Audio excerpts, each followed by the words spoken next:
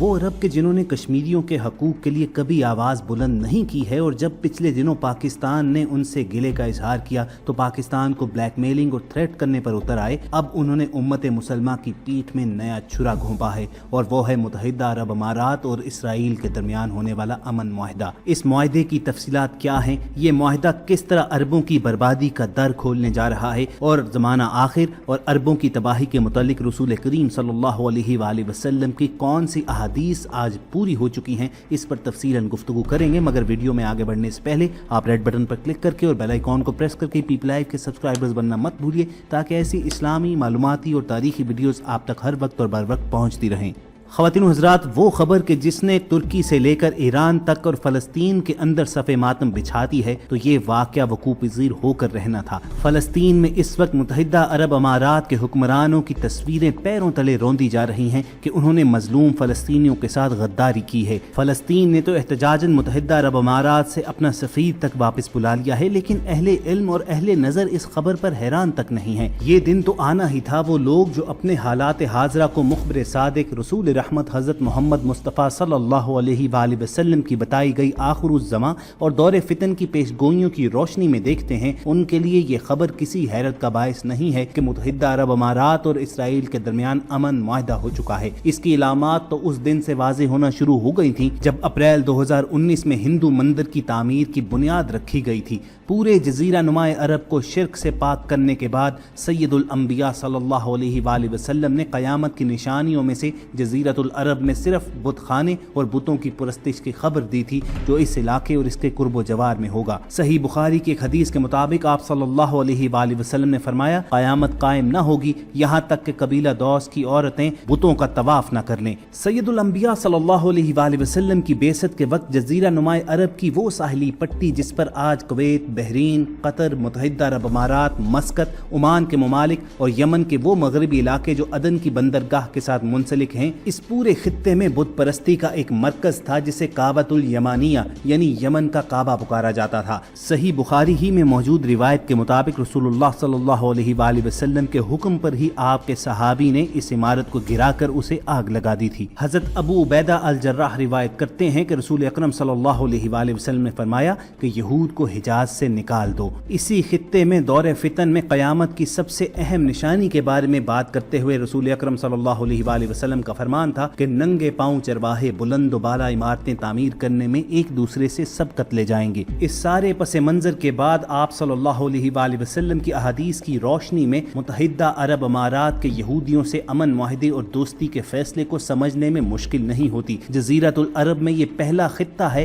کہ جس نے سب سے پہلے رسول اکرم صلی اللہ علیہ وآلہ وسلم کی اس ہدایت کی خلاف ورزی کی جس میں آپ صلی اللہ علیہ وآلہ وسلم نے مشرکین اور مسلمانوں کو علیحدہ رہنے کا حکم دیا تھا۔ ترمذی میں روایت کردہ ایک حدیث کا حصہ ہے کہ مسلمانوں کو کافروں سے اتنی دور سکونت اختیار کرنی چاہیے کہ دونوں کو ایک دوسرے کے قبیلے کی آگ نہ دکھائی دے۔ اسی طرح صحیح مسلم میں روایت ہے کہ جزیرۃ العرب میں دو ادیان کو جمع مت ہونے دینا۔ لیکن آج UAE اور خصوصاً دبئی کو دیکھیے تو انہوں نے ایک ایسی دنیا آباد کی جس میں تمام لائف سٹائل یورپ سے مماثلت رکھتا ہے، یہاں تک کہ نائٹ لائف تو مغرب سے بھی بڑھ کر ہے، جس میں ہر علاقے کی عورت میسر ہوتی ہے۔ متحدہ عرب امارات میں رسول اکرم صلی اللہ علیہ وآلہ وسلم کے انہی احکامات کی خلاف ورزی کی گئی ہے۔ آج دبئی شہر کی آسمان کو چھوتی عمارات اس بات کی بھی تصدیق کرتی ہیں جس میں آپ صلی اللہ علیہ وآلہ وسلم نے قرب قیامت کی نشانی بتاتے ہوئے یہ کہا تھا کہ ننگے پاؤں پھرنے والے چرواہے بلند و بالا عمارتیں تعمیر کرنے میں مقابلہ کریں گے۔ صدیوں ایرانی اور رومن مشرکین کے زیر اثر رہنے والا یہ خطہ عربوں کی اس تباہی پر دستک دے چکا ہے جس کی خبر میرے آقا صلی اللہ علیہ وآلہ وسلم نے دی تھی۔ آپ نے ایک ایسے فتنے کے بارے میں بتایا تھا کہ جس سے عرب کا کوئی ایک گھر بھی نہیں بچے گا۔ متحدہ عرب امارات اور اسرائیل کا یہ معاہدہ اسی تباہی کی جانب اٹھنے والا پہلا قدم ہے۔ پاکستان کے معروف مذہبی اسکالر ڈاکٹر اسرار احمد مرحوم نے اپنی وفات سے چند برس قبل ایک اجتماع کے دوران خطاب کرتے ہوئے گریٹر اسرائیل اور مسلمانوں کی حالت زار سے متعلق نبی کریم صلی اللہ علیہ وآلہ وسلم کی پیشگوئی کا تذکرہ کیا تھا۔ آپ نے کہا تھا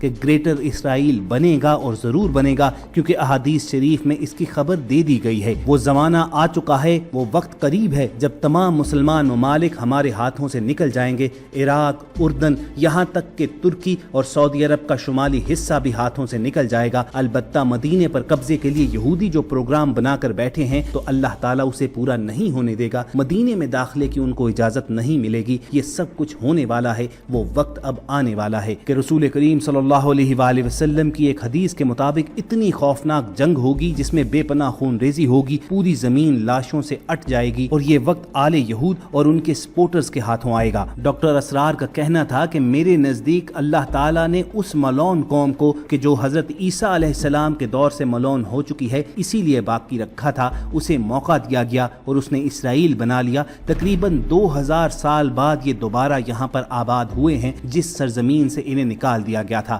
یہ سب کچھ کیوں ہو رہا ہے؟ اللہ تعالیٰ نے اس قوم کو استثناء کیوں دیا؟ یہ ایک بہت بڑی تلخ حقیقت ہے۔ ہم دیکھتے ہیں کہ اللہ تعالیٰ کا تو یہ قانون رہا ہے کہ اللہ منحرف قوم کو اسی وقت ہلاک کر دیتا تھا، جیسا کہ ہمارے علم میں ہے قوم نوح، قوم ہود، قوم عاد، قوم سمود، قوم شعیب کو صفا ہستی سے مٹا دیا گیا۔ تو پھر بنی اسرائیل کو کیوں چھوڑ دیا گیا؟ انہیں کیوں مکمل طور پر ختم نہ کیا گیا؟ اس سوال کا جواب پانے کے لیے ہمیں درمیان میں سے ایک وقفہ دے دیا گیا۔ صدیوں کی یہ ملعون اور بدذات قوم امت مسلمہ پر ایک عذاب کے طور پر مسلط کی جانی تھی۔ رسول کریم صلی اللہ علیہ وآلہ وسلم کی ایک حدیث کا مفہوم ہے کہ عرب کے لیے بہت بڑی ہلاکت ہے۔ اسی طرح سیدنا معاذ بن جبل رضی اللہ تعالیٰ عنہ سے روایت کردہ ایک حدیث میں ہے کہ بیت المقدس کی آبادی مدینہ کی تخریب کا سبب ہے۔ پھر آپ نے سیدنا معاذ بن جبل رضی اللہ تعالیٰ عنہ کے کندھے پر ہاتھ رکھ کر فرمایا، بے شک یہ ایسا ہونا اسی طرح حق اور سچ ہے جیسا تمہارا یہاں ہونا اور بیٹھنا حق ہے۔ اور آج ہماری نظر کے سامنے ہے کہ وہ ملعون اور مغضوب قوم خنجر کی طرح عرب قوم کے سینے میں گھونپے گئے ہیں۔ 30 کروڑ کے قریب عرب بے حمیتی، بے غیرتی اور بزدلی کی مثال بنے ہوئے ہیں۔ کیا کوئی اسرائیل کے سامنے بول سکتا ہے؟ اسرائیل میں صرف چند ملین یہودی آباد ہیں اور دنیا بھر میں ان کی تعداد 1.25 کروڑ کے قریب ہے، لیکن وہ اس قدر طاقتور ہیں کہ جو چاہتے ہیں کرتے ہیں۔ اللہ تعالیٰ نے یہودیوں کا کوڑا مسلمانوں کے لیے رکھا ہوا تھا۔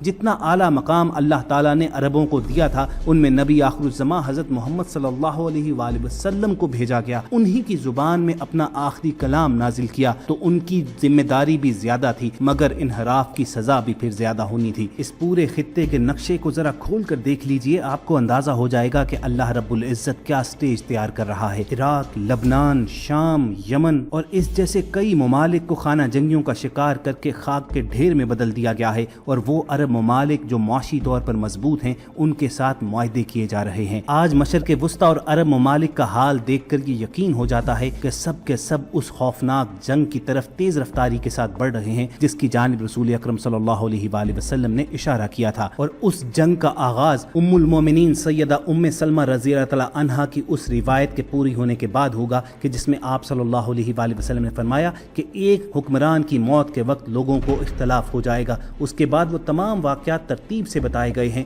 جو قرب قیامت میں وقوع پذیر ہونے ہیں۔ دیکھیے کہ متحدہ عرب امارات اسرائیل کے ساتھ امن معاہدہ کرتا ہے تو سعودی عرب میں بھی یہودیوں کے ساتھ اقتصادی تعلقات بہتر بنانے کی گفتگو کا آغاز ہو جاتا ہے۔ اللہ رب العزت کے آخری پیغمبر ہمارے آقا صلی اللہ علیہ وآلہ وسلم کا ہر فرمان پورا ہو کر رہے گا۔